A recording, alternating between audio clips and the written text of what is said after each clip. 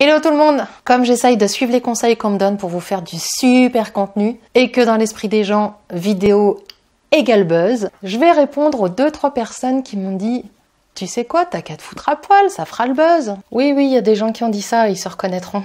Du coup, allez, dans cette vidéo et les prochaines, on déshabille. Bon maman, je te rassure tout de suite, ça n'a rien à voir avec moi, hein. C'est le bois de votre siège que je vais vous apprendre à mettre à nu. Ouais, rien de croustillant en vrai, désolé. C'est même particulièrement pas glamour le dégarnissage en fait, alors autant vous faire croire que c'est fun.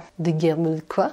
Dégarnissage, ça y est, le mot est lancé. Le dégarnissage, ce sont toutes les actions qui permettent de mettre le bois de votre siège totalement à nu pour pouvoir recommencer une restauration complète. On enlève tout et on recommence. Et dans cette première vidéo sur la mise à nu, on démarre soft avec les outils que j'utilise pour dégarnir. Oui, ça y est, fini la déconne, hop, on redevient sérieux. Mais partez pas, hein. Restez là jusqu'au bout. Vous allez peut-être apprendre des trucs. Dans tous les cas, ne partez pas sans profiter de ma méthode pas à pas pour redonner vie à un vieux siège en quelques heures. Ça vous permettra d'aller plus loin, d'avoir des tutos et des vidéos plus complètes sur comment mettre le bois à nu, comment poser de la mousse, comment poser du tissu et comment refermer le travail avec une liste de tout le matériel et les outils que j'utilise. Ça se passe en description et c'est cadeau, servez-vous.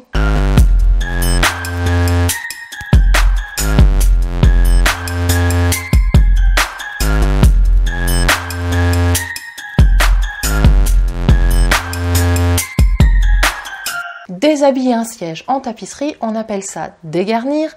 Et le dégarnissage, ça comprend toutes les actions qui permettent de mettre le bois de votre siège à nu, donc retirer les clous, retirer le tissu, retirer les sangles, le jaconas et tout ce qui est en dessous du siège, retirer tout ce qu'on appelle les garnitures, c'est-à-dire la partie sur laquelle on s'assoit ou celle où on pose notre dos, les ressorts, le crin ou la mousse suivant la façon dont le siège a été fait. Et pour vous aider dans cette tâche ardue, il y a 4 types d'outils. Les ciseaux à dégarnir, les arrache-agrafes, les pieds de biche, et les pinces. Et tous les tapissiers ont leurs petites habitudes et leurs préférences au niveau des outils. Et vous aussi bientôt.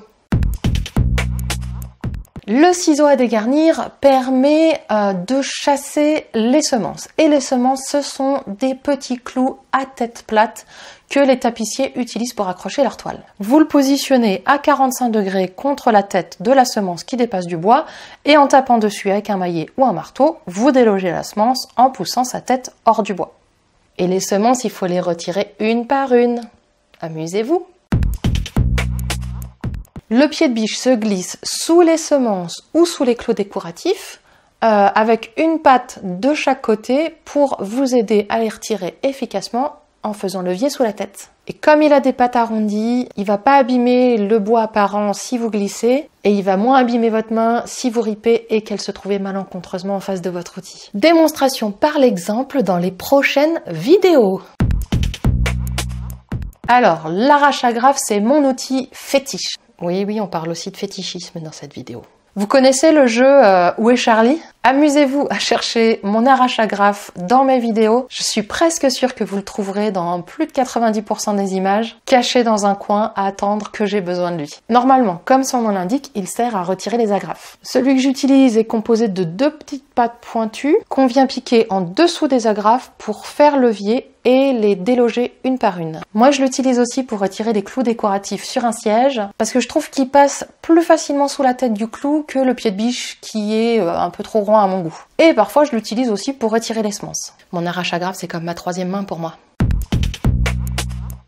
Alors, celle-ci aussi, elle est toujours à côté de moi. En fait, l'arrache-agrafe permet de soulever les agrafes, mais pas de les retirer entièrement. Et il faut passer ensuite avec une pince pour les extraire complètement. Donc, suivant ce que vous êtes en train de dégarnir, vous allez alterner les outils et avec l'expérience, vous découvrirez ce que vous préférez. Alors, ce sera quoi votre 3e main à vous? Je vous mets un lien en description pour que vous trouviez en ligne ceux que j'utilise moi et que je trouve les plus pratiques. Et si vous avez aimé la vidéo, mettez un j'aime en dessous et abonnez-vous, comme ça vous en aurez d'autres. Et si vous voulez m'aider, vous pouvez me dire dans les commentaires ce que vous voulez apprendre dans les prochaines vidéos. Tuto Clairem, c'est tout nouveau, alors c'est le moment de vous exprimer, parlez-moi de vos sièges. Personne me parle, moi.